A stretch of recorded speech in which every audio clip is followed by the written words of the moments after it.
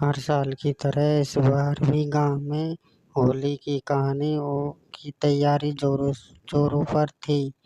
चारों तरफ रंग बिरंगे गुलाल की थालियां सजी थी और ढोल नगाड़ों की थाप गूंज रही थी।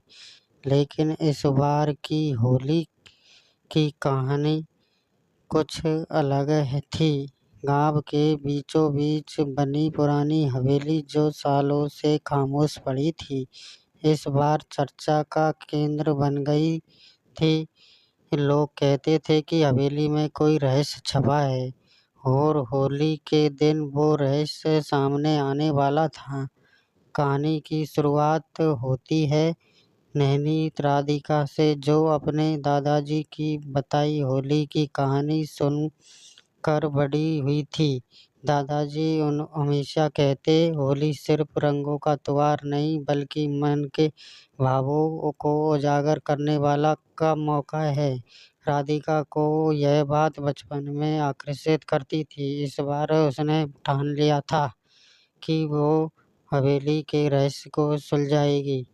होली से एक दिन पहले राधिका अपने दोस्त कृष्णा के साथ हवेली की ओर निकली। कृष्णा, जो गांव का सबसे शरारती लड़का था, हमेशा राधिका के साथ रहता था। दोनों की दोस्ती गांव के में मशहूर थी। हवेली के दरवाजे पर पहुंचे ही उन्हें एक पुरानी डायरी मिली, जिसके पन्नों पर लिखा था, यह होली की कहानी दो प्रेमियों की है जो रंगों में खो जाए। राधिका और कृष्णा ने डायरी को खोलकर पढ़ना शुरू किया।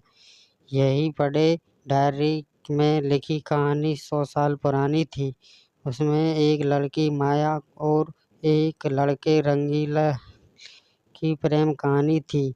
माया गांव की सबसे खूबसूरत लड़की थी और रंगीलाल एक चित्रकार था जो अपने रंगों से हर दोनों की मुलाकात एक होली के दिन हुई थी। जब रंगीलाल ने माया से के चेहरे पर गुलाल लगाया था, उस एक पल में दोनों के दिल रंगों पर मर गए। लेकिन अधूरी कहानी थी। गांव वालों ने उनके प्यार को स्वीकार नहीं किया। माया को हवेली में कैद कर दिया गया। रंगीलाल हर होली पर हवेली के बाहर रंग बिखेरता रहा, यह उम्मीद करते हुए कि माया एक दिन बाहर आएगी। राधिका की आंखों में आंसू आ गए।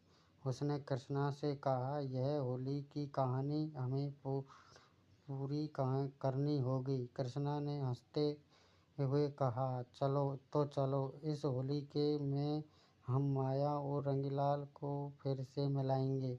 दोनों ने तय किया कि वो हवेली के पीछे रहस्य को ढूंढेंगे और उस प्रेम कहानी को एक नया अंत देंगे।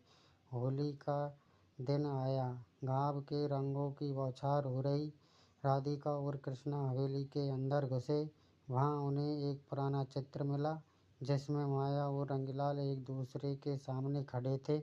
रंगों से सने हुए चित्र के पीछे लिखा था, हमारी होली की कहानी यहाँ खत्म नहीं होगी। तभी हवेली में हल्की सी हवा चली और एक पुरानी तिजोरी खुल गई। उसमें माया का एक रंग बिखरा दुपट्टा और रंगीलाल की बनाई एक छोटी मूर्ति। राधिका ने दुपट्टे को उठाया और उसे हवा में लहराया।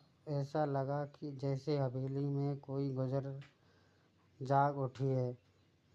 उसी रात जब गांव वालों होलिका दहन के लिए इकट्ठा हुए, राधिका और कृष्णा ने वह दुपट्टा और मूर्ति आग में के पास रख दी। आग की लपटों छवि में उभरी। माया एक और रंगीलाल एक दूसरे को गले लगाते हुए। गांव वालों ने इस चमत्कार को माना। उस दिन से हर कोई कहने लगा कि यह होली की कहानी सच्ची थी और रंगों ने दो प्रेमियों को हमेशा के लिए एक कर दिया। अगले दिन गांव में एक नई उमंग थी। सबने महसूस किया कि प्यार और विश्वास की शक्ति ने असंभव को संभव कर दिखाया। राधिका और कृष्णा की यह जुदाई परिवर्तन का हिस्सा बनकर गर्व महसूस कर रहे थे। उन्होंने अपनी इस यात्रा से सीख कि सबसे प्यार की कोई सीमा नहीं होती और यह कहानी का अंत वही होता है जो हमें उसे देते हैं। इस घटना के बाद हवेली को एक ऐतिहासिक धरोहर के रूप में संरक्षित किया गया, जहां हर साल होली पर गांव वालों इकट्ठा होते और माया रंगीलाल की प्रेम कहानी को याद करते। यह कहानी आने वाली पीढ़ियों को यह सीख देती है रही प्यार और रंगों का त्योहार सदियों से दिलों को जोड़ता है। राधिका और कृष्णा की यह याद एक मिसाल बन गई कि जैसे कुछ साहसिक कदम और सच्चे इरादे किसी भी कहानी को नया मोड़ दे सकते हैं।